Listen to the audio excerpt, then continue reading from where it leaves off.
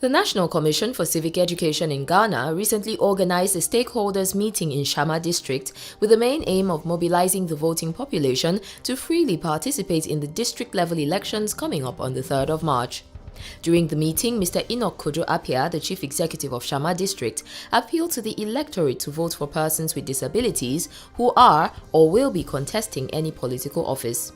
Mr. Appiah noted that persons with disabilities can serve the country at different levels and sectors in the government. He also encouraged women to embrace politics because they are in a better position to solve the plight of other women. Mr. Appiah also took the chance to appeal to the political candidates and their supporters to avoid trading abusive languages with contemporaries in their campaigns. The event saw institutions and bodies such as assembly members, persons with physical challenges, women's groups, youth associations, the media and other stakeholders present.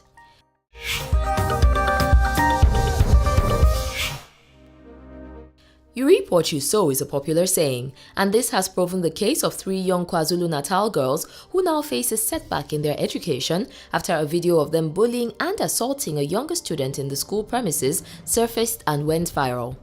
The schoolgirls, students of Vukuzake High School in Durban, were recorded slapping, shoving and kicking the younger girl.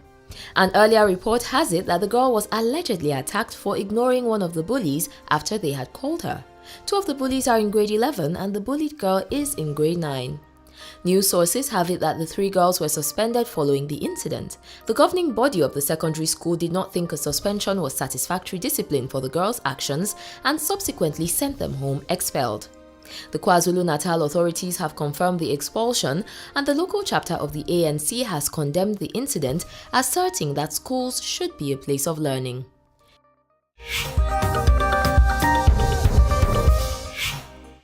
In Kampala, Uganda, the government has become part of a new global movement named He for She that encourages men and boys to support the cause of women's empowerment and development. The initiative is rapidly spreading around the world, with Uganda becoming another one of the countries picking up the mantle of gender balance and equality. United Nations Women's Gender and Humanitarian Specialist Claire Hawkins announced in Kampala that over 1 million men and boys, including those in Uganda, are to be mobilized in support of this initiative. She was addressing people who attended a joint strategy meeting of African and Japanese civil society for the preparation of the Tokyo International Conference on African Development. Claire Hawkins is quoted as saying, "A solidarity movement for gender equality initiated by UN Women to engage men and boys as advocates and agents of change for the achievement of gender equality and women's rights will be launched in Uganda." She also noted that gender inequality is not only a women's issue. Equality will benefit both women and men socially, politically, and economically. He for She operates under the guiding principle that gender equality is no longer a women-only battle. As the website says, it is bringing one half of humanity in support of the other half of humanity for the benefit of all.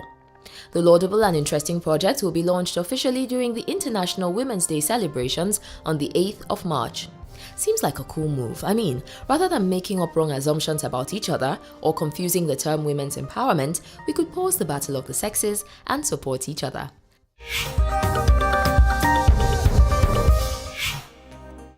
And lastly, in a really cool move that we hope will be implemented in more areas of Africa in the spirit of brother and sisterhood, Kenyans and Rwandans who wish to visit Uganda will no longer pay work permit fees or have to fulfill visa requirements to enter the country. This is on the heels of a new law which promotes free movement under the East African Community Common Market Protocol signed by the presidents of Uganda, Tanzania, Kenya, Rwanda and Burundi as far back as 2009.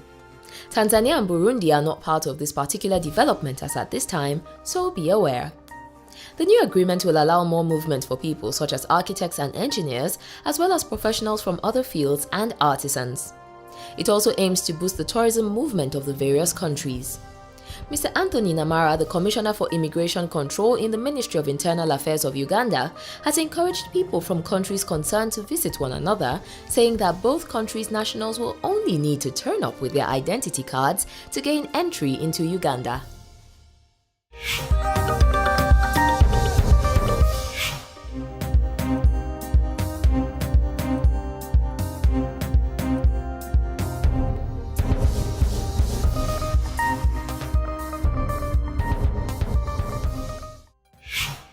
Time to take a quick break now, guys, but when we get back, we've got sports news, we've got Around Africa. There's a lot coming up, so don't go anywhere.